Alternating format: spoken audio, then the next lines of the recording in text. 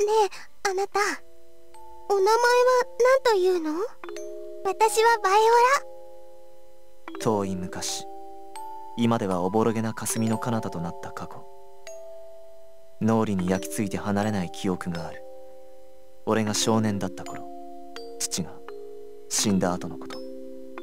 母が裏切り、ホームズたちの手によって父が真なる魔剣の餌食となった後で、俺は逃げた。広大な森の中を逃げていた。俺は仕掛けの犬の世話係をしていたんだ。だからロー・バスカビル殺害の咎がある。捕まればおしまいだ。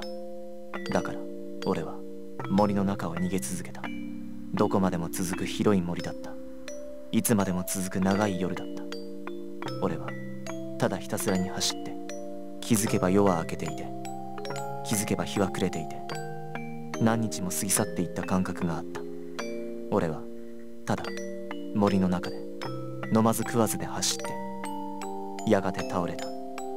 すぐに抜けられるはずだった森の深くで、俺は父を殺した魔剣の声を聞いた。もうダメだ。確信に近い絶望が俺を満たしていた。断罪されぬ咎などどこにもない。そのことを俺は父によって知っていた。だから俺はやがて訪れるそれを感じて死を覚悟した。何もかもを諦めようとした。大丈夫？まだお口動かない？声をかけられた。後で知ったところによれば、何日もかけて走っていたはずのあの時間は、俺は森の同じところを走り続けていたのだ。そして3日目に幼いバイオラが声をかけてきたのだ。衰弱し倒れた俺へ。ヘンリー教や従者と共に森へ散歩に来ただけの無垢なお嬢様。祖父が死んだことさえも理解できず、何があったのかもわからないほど幼い子。お前に俺は出会った。俺はお前にデニーと名乗った。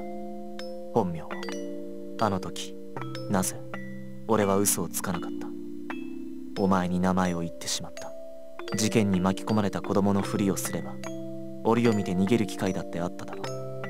なのに俺はあの日、あの朝、あの時、俺のこの瞳を覗き込んできたお前の瞳と、優しげに心配そうにかけられた声に惹かれたんだ。どうしようもなくお前に。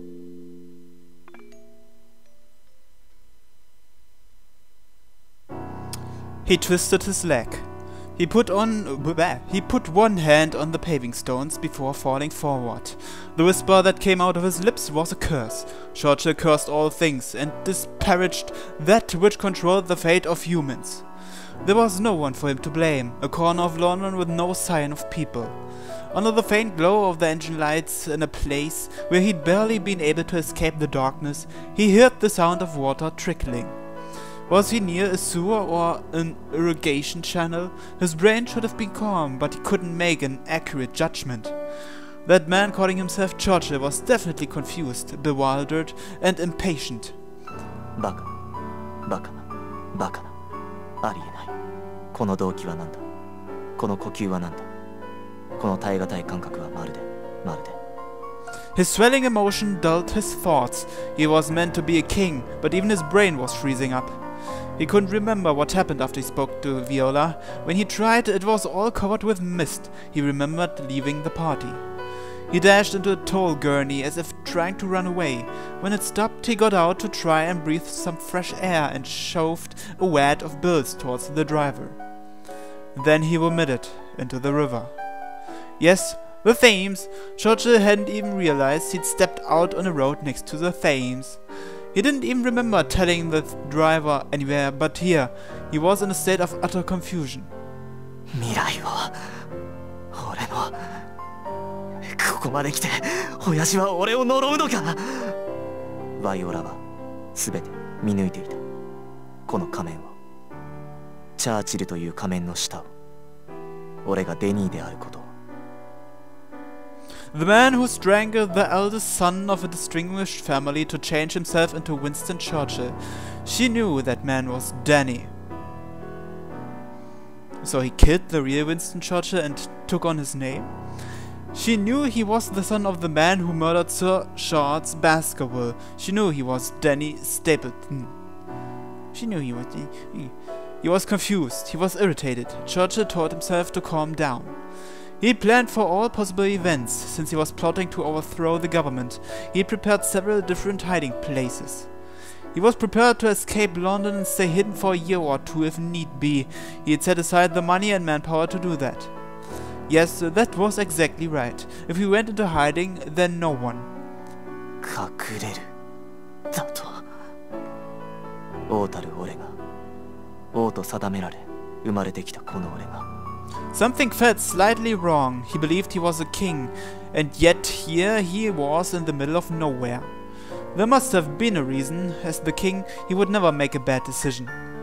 そして俺は気づいた己の立っている場所がどこであるのか He could tell without activating his information processing engine. He could tell without looking at the display terminal next to the famous 10th Street in Holborn. He remembered the map of the city he had memorized. Yes, this was the place. Churchill looked up. This was it. Based on the waitress' testimony, he had used his network to obtain that information and received it this morning. Yes, this was the place. The only reason he had acted on it was that he hadn't yet had an opportunity to. He couldn't do it during the day. He would draw out his prey and isolate it. Even though it was half of his own body, he had to do it at night. Darkness was where that half of his body became active. Thus, he waited for his chance. He'd been waiting for nighttime, and now, here he was. Churchill looked up at a certain building, a small, modest lodging house. 部屋の明かりがわかる黄金堂メアリ・クラリッサの下宿偶然いいやそんなものはこの世にない Everything had to have a reason. His father's death, his mother's betrayal, and his discovery of the golden eye. 黄金堂を手に入れれば He held the cane in the shape of a lion. He decided on lion as his second name. So he is now Winston Lion Churchill, a symbol of a king's authority, the reason he always carried it with him. 俺はシャルノスへと至るそう博士に成し得なかったことを俺がかの都さえ手中に収めればそうだもう逃げる必要などない His thoughts stagnated. He was probably falling into the same labyrinth of thoughts his father had. Churchill quickly became rational again, even in this coincidental situation. However, that was only temporary. He wasn't using his brain to think about anything other than himself and the golden eye. All other circumstances slipped past him, half consciously and half unconsciously. The face of Viola speaking to him, still flickered now and again in his mind. Churchill walked as if running away from her. Churchill held up his cane and walked slowly along the Thames. Slowly.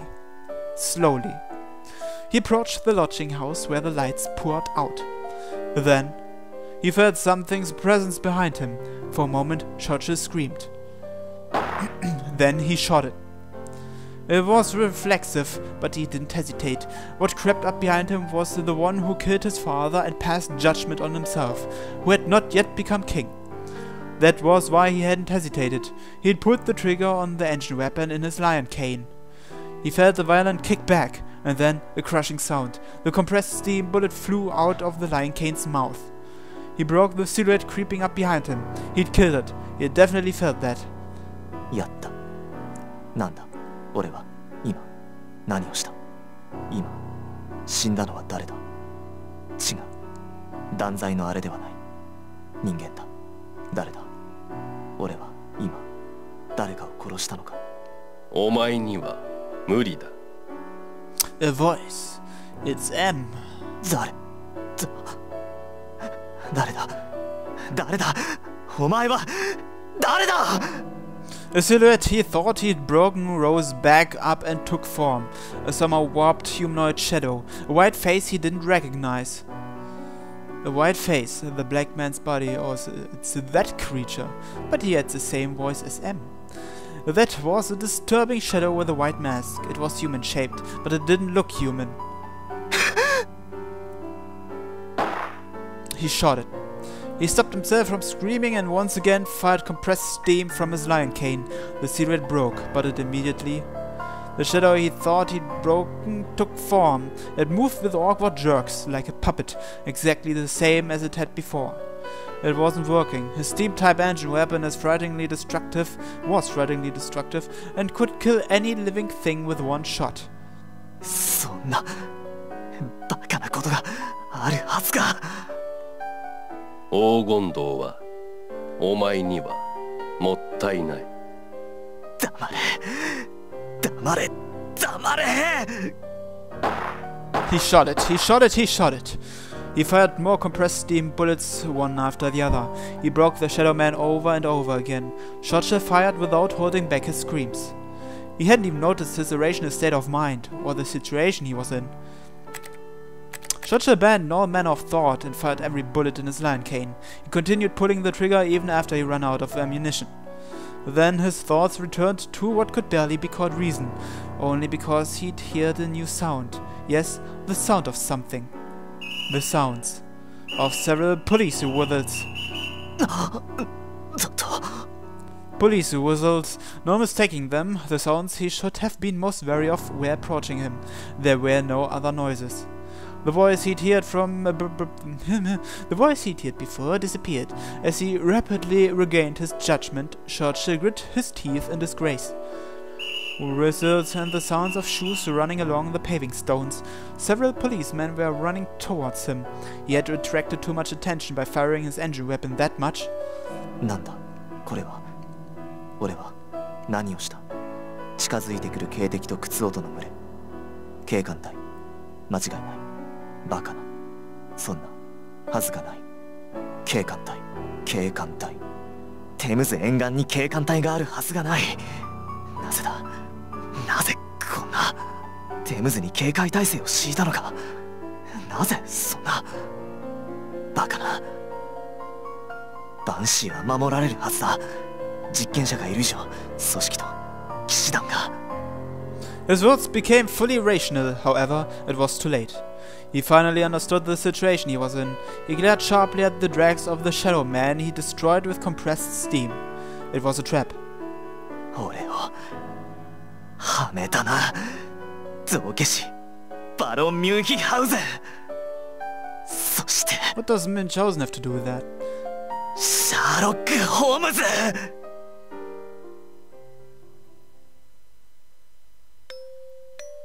Is there a connection between Munchausen and Sherlock Holmes? 私は怖いの。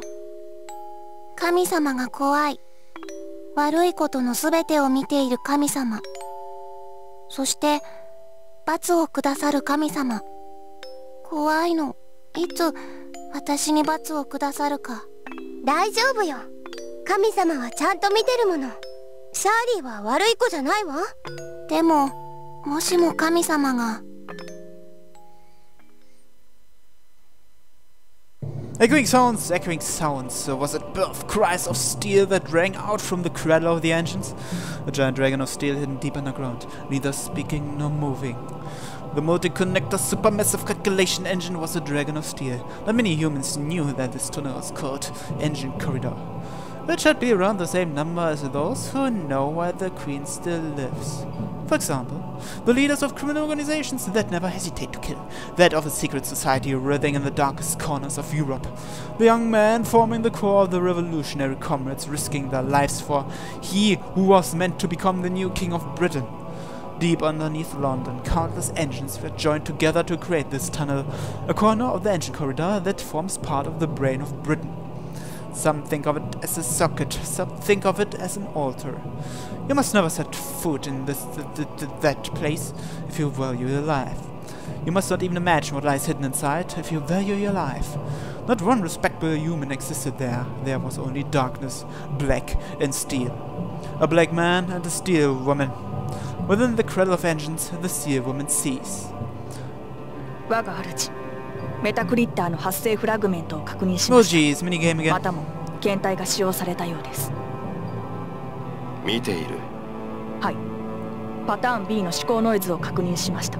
すでに殺害した4名を要素として眷属型への進化を果たしたと予想されます。思ったよりも脆かったな。はい。面白い。あがき、むせびなき、己の内より断罪者を生み出すか。0時時点の成長率は？臨界です。予測通りだ。では収穫を始めよう。第二に罪を刈り取る者、汝の最後だ。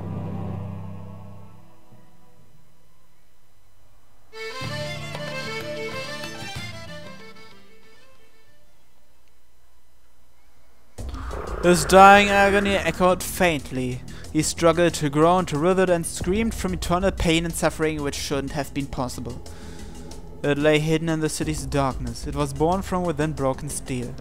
It was a pursuer, one which bit and tore into terrified hearts. It was suffering, it was screaming. The stagnant air would not allow it to exist. The dirty water would not allow it to think. None of creation would allow it. Nothing allowed it. That was a preordained divine law. However, it was born nonetheless, from the darkness of London which shouldn't exist, within the darkness along with screams of dying agony.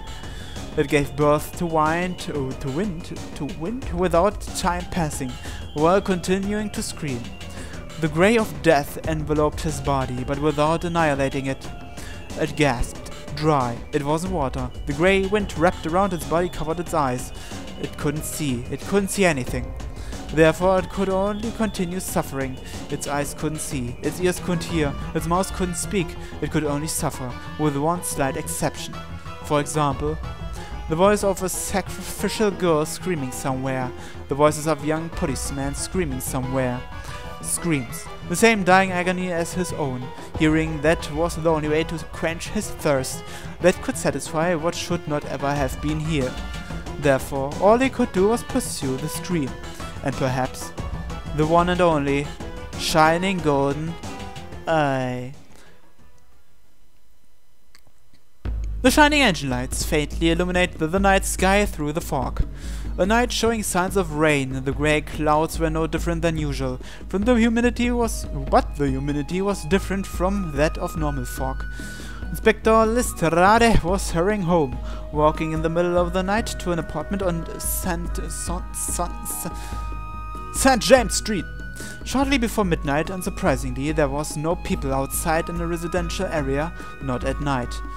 His niece had told him in the past telegram that he should start carrying a mass-produced portable umbrella, but he still didn't carry one.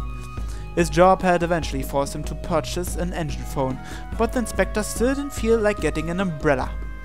When the inspector grew up, only women used umbrellas. He'd heard more gentlemen were carrying portable umbrellas now, but an engine phone was enough for him.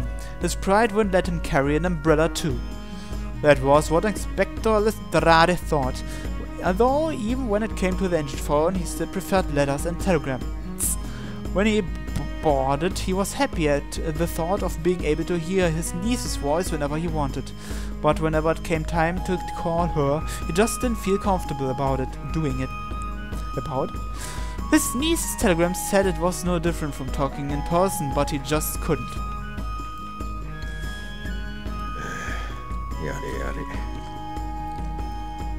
And that night should have been no different from usual, but something felt wrong. He kept thinking about his niece. George Lestrade didn't realize that he was feeling disaster approaching. His intuition stopped working when it came to his niece. A ring. The same kind of phone as his niece's rang in his coat pocket. The inspector thought nothing of it. もしもし、こちらレストレイド警部。何？おいお前、レベル1だと。Level 1? He thought he'd misheard. The detective's nervous voice coming out of the phone said Level 1, an emergency call. Even a report of an escaped murderer was only Level 2, so Level 1 meant... 本当にレベル1なんですよ。方々のテムズ沿道を経路していた警官隊2隊が全滅したそうで、出動したエンジン機動隊が確認しています。例の4名の少女たちと告知した歴史状態の警官隊がおそらく I guess Churchill killed them in his meta-creature form, huh? くせアフガンかここは。そいつは犯人は発見できていません。ただ時間的に見て未だに方々に。方々だと。方々10番通りテムズ川沿岸。ケイラの遺体は沿道で発見されています。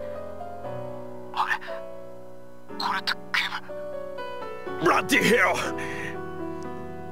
What did you just say? Bloody hell!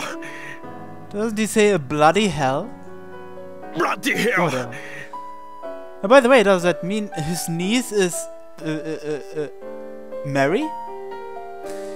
He felt like crushing the engine phone. He felt like his vision was flickering, probably because his blood pressure had risen suddenly. He couldn't keep himself calm. Holborn 10th Street by the Thames. That was where his niece lived. The inspector shuddered. He told the detective he'd call back and cut the circuit. He began searching for another circuit, frustrated at the unfamiliar interface. Which circuit was it? He should have recorded his niece's. In the middle of the night, a sudden bell. At first, Mary thought it was the hotel room's phone ringing, since there was no reason for anyone to call her mobile phone. However, after listening to the sound, she realized it wasn't. It came from her own phone inside her book bag. She apologized to Viola for the interruption and picked up her phone. They'd been talking about Viola's impression of London after spending the day touring it again. They'd also been discussing tomorrow's plans. It was already very late. They'd both decided to take a shower, then go to sleep, and were just talking about when to decide on tomorrow's plans. Oh, did they took the shower together? Who could have been calling her? Mary brought the receiver to her ear while tilting her head.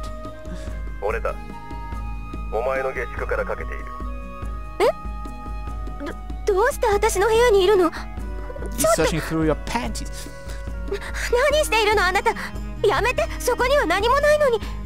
この付近にメタクリッターが権限した。現在は姿を消しているが、すぐにお前を求めて権限するだろう。さあ、仕事の時間だ。契約を果たせ。嫌やかな声。本腰に聞くのは初めてだった。契約のそれを告げる彼の M の声。大丈夫、慌てたりしないわ。私はもう覚悟しているから。契約を果たすだけ。分かったわ。教えて。すでにお前は知っているはずだ。前回は見事だった。お前がメタクリッターの気配を感じた時だ。振り返ればそこにいるだろう。急げ。あまり時間はない。気配を放っておけばお前は死ぬ。分かったわ。She responded tearfully and closed the circuit. She had no more questions. She knew what she had to do. She didn't know why he still hadn't told her how it all worked, or why it had appeared when she turned around. The same. This was the same. The same as he'd always been until now. The reason Charlie still hadn't woken up, the reason they wanted her golden eye, the reason he was destroying them. It was all the same. He hadn't answered a single thing. The four gauges on the engine phone showed no sign of moving. Mary tucked it away in her pocket and tied her bootlaces. Bootlaces. She hadn't been able to practice running outside yet, but she had been doing basic physical strength training for the past few days. She would run through that black city. どうしたのですか、メアリー。失礼だとは思うのですけれど、こんなに遅い時刻に電信がかかってきて、それでそんな風に靴紐を直して、まさか今から外へ出るのですか？ちょっと用事があるの。M からね。She wanted that to be the end of it. If she talked much longer, she'd have to lie. But it didn't work. Viola's face turned serious and that gentle smile disappeared. She knew that expression the second day after they'd met, the night after she ran from the Murrians in that black city. Mary had seen her make the same face. Viola looked frightened and yet resolute, the face of someone facing head on the reality they were hearing. そう、聞こえてくる音。バイオラがロンドンへ来た理由、M と会った理由、幼い頃に聞いた魔犬の鳴き声。Within a tiny memory, she was sure she'd heard someone say that Viola had heard the cry of the hound that attacked her father and grandfather, and she'd heard it within the past month. That was why she'd come to London. She'd listen to her father's dying words and ask him for help. This serious expression was the face she made when she heard the cry. お願い、やめてください。つい先ほどにも聞こえたばかりなんです。あなたが心配です、メアリー。お願い、今だけは外へ出ないでほしいの。嫌な、とても嫌な感じがするんです。何か良くないものが近くに。We are used to it by now. まるで何かに。いいえ、きっと誰かにすがりつくようにして叫んでいて、こんな風に聞こえたのは初めてなんです。だからメアリー、ここにいてください。 The words of a serious, sincere, strong plea. Mary couldn't look at her directly. She gazed at the bootlaces she'd just tied. She whispered to herself on the inside to keep calm and to smile. She couldn't fill up with resolve about the contract. She couldn't let her terror towards the monster spill out. She made a calm smile instead. Yes, to reassure her. With a soft smile. 本当に大した用事じゃないの。すぐに戻ってくるわ。ここは治安の抜群にいいウエストエンド。危ないことなんか何もないわ。私は大丈夫。心配しないで、バイオラ。ああ、きっと今の私の顔はあなたと似ている。シャーリー、同じ言葉を述べた日のあなたと。